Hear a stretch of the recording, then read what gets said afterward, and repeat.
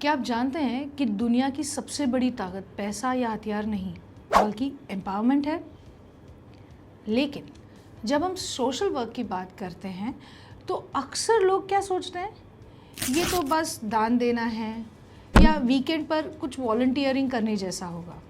लेकिन सच ये है कि सोशल वर्क एक ऐसा करियर है जो अक्सर अंडर एस्टिमेट किया जाता है और थोड़ा इमोशनल समझा जाता है। लेकिन असलियत में ये एक हाई डिमांडिंग प्रोफेशनल फील्ड है।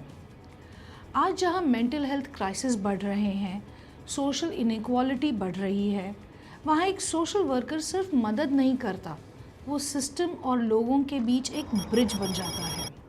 और आज मैं आपको इसी सफ़र का एक मैप देने वाली हूँ जो आपकी मदद करने की इच्छा को एक इम्पैक्टफुल करियर में बदल सकता है।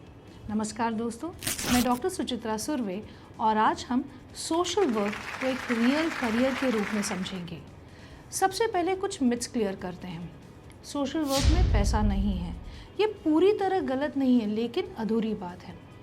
आज कॉर्पोरेट्स, एनजीओज़ और इंटरनेशनल ऑर्गेनाइजेशंस में अच्छे पैकेजेस ऑफर कर रहे हैं, लेकिन स्किल और स्पेशलाइजेशन के साथ। और दूसरा, इस फील्ड में डिग्री की क्या ज़रूरत, ये भी गलत। सोशल वर्क अब इनफॉर्मल नहीं रहा, यहाँ आपकी एजुकेशन और एक्सपर्टीज़ दोनों मैटर करती हैं। इस सफ़र की शुरुआत होती है BSW यानी बैचलर्स ऑफ सोशल वर्क से। अगर आप 12th के बाद सोसाइटी में रियल चेंज लाना चाहते हैं तो आपकी ये फाउंडेशन है। लेकिन यहाँ एक ज़रूरी बात, इस फील्ड में सिर्फ इमोशनल होकर मत आइए। प्रोफेशनली सोशल वर्क इमोशंस पर नहीं चलता, ये चलता है एम्पैथी, लॉजिक और स्ट्रक्चर पर। यहाँ आप सोशियोलॉजी, साइकोलॉजी, ह्यूमन राइट्स जैसी आप चीज़ें सीखते हैं और धीरे धीरे समझते हैं कि प्रॉब्लम्स की जड़ कहाँ पर है। इसके बाद आता है स्पेशलाइजेशन यानी MSW, masters of social work. यहीं से आप जनरल इंटरेस्ट से निकलकर एक्सपर्ट बनते हैं। आप चूज़ कर सकते हैं mental health, child welfare, community development या कॉर्पोरेट वर्ल्ड में CSR यानी corporate social responsibility. And honestly क्योंकि इस फील्ड में सिर्फ दिल नहीं, कम्युनिकेशन स्किल्स, नेटवर्किंग और प्रोफेशनलिज्म भी इक्वली इम्पॉर्टेंट है। एक सोशल वर्कर को ग्राउंड रियलिटी भी समझनी होती है और पॉलिसी लेवल पर भी बात करनी होती है। इसके बाद आता है सबसे रियल फेज, फील्ड वर्क। यही आपकी असली ट्रेनिंग शुरू होती है।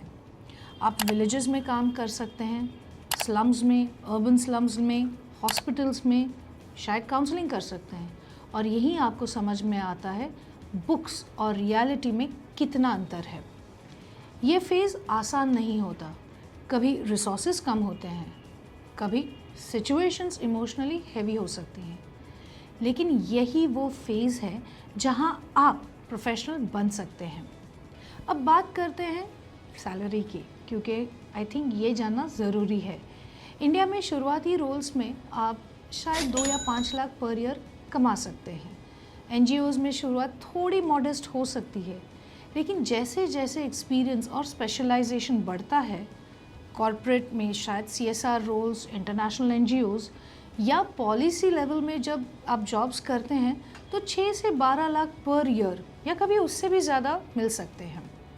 मतलब साफ है, ये फील्ड क्विक मनी के लिए नहीं है, लेकिन मीनिंगफुल ग्रोथ, स्टेबल करियर के लिए डेफिनेटली है। फिर आता है next level, leadership and advocacy. अब आप सिर्फ ग्राउंड पर काम नहीं करते, आप पॉलिसीज़ इन्फ्लुएंस करते हैं, प्रोग्राम्स डिज़ाइन करते हैं। आप ऐसे ऑर्गेनाइजेशंस के साथ काम कर सकते हैं जैसे यूनाइटेड नेशंस, यूनिसेफ या फिर अपना NGO भी शुरू कर सकते हैं। अब आपका इम्पैक्ट इंडिविजुअल लेवल से बढ़कर सिस्टम लेवल पर होता है। 2026 में हमें सिर्फ वॉलंटियर्स नहीं, ट्रेंड सोशल स्ट्रैटेजिस्ट चाहिए। तो सवाल ये है, क्या आप सिर्फ प्रॉब्लम देखने वाले बनना चाहते हैं या सल्यूशन का हिस्सा बनना चाहते हैं? ये रास्ता आसान नहीं है, कभी इमोशनली ड्रेनिंग भी हो सकता है, लेकिन अगर आप इसे सीरियसली लेते हैं तो एक सिर्फ करियर नहीं बल्कि एक पर्पस ड्रिवन लाइफ बन सकती है। तो मुझे बताइए, आप सोशल वर्क की किस एरिया में काम करना चाहेंगे? मेंटल हेल्थ, एजुकेशन या कम्युनिटी डेवलपमेंट?